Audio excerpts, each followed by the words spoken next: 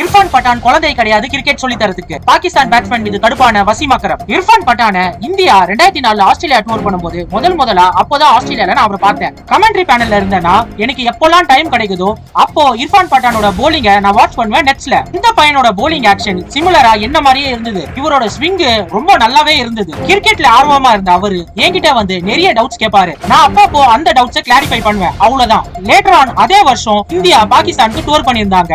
அப்போ இர்ஃபான் பட்டான் பாகிஸ்தான் பேட்ஸ்மேனை கதி கலங்க விட்டுட்டாரு. அவரோட ஸ்விங் போலிங்னால எந்த பாகிஸ்தான் பேட்ஸ்மேனாலயும் ஆட முடியல.